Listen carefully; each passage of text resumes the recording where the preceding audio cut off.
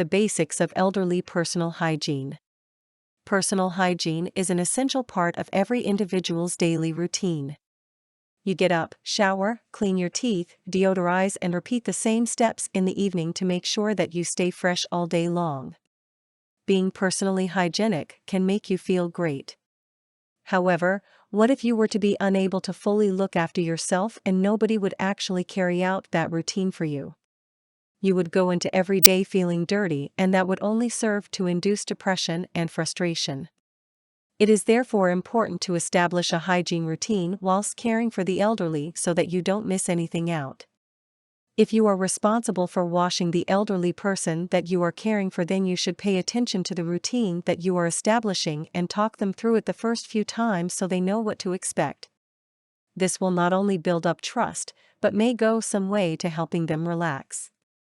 Many seniors are somewhat reluctant to let anyone administer their personal care, and understandably so. If you rely on someone to do everything for you, then you are likely to feel as if you have lost all of the self-respect you had for yourself, as well as your dignity. It is exactly the same for seniors, regardless of illness and mental state, unless they are completely unaware of what is going on.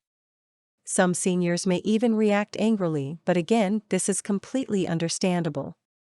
It may be unpleasant to experience verbal abuse, which you may just get in this situation, but if you put yourself in their shoes, you will understand exactly where they are coming from. If the senior in your care can be encouraged to maintain their personal hygiene and can be trusted, then you should always allow them to administer their own personal care. Not only does this promote their independence, but it also gives them a sense of purpose. Even if they can only do one little thing for themselves, then it is better than nothing.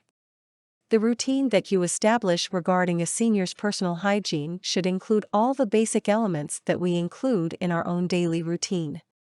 Showering, washing all of the nooks and crannies, deodorizing, and brushing teeth should always be the integral elements.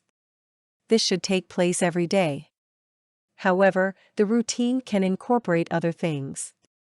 For example, if the female senior in your care likes to put on makeup to feel feminine, then you should encourage it as far as possible in order to maintain her identity.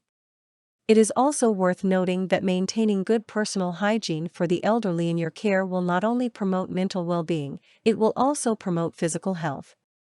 If you are washing someone, then you are likely to note any lumps, bumps, and bruises, as well as any bodily changes that may spell trouble in the future.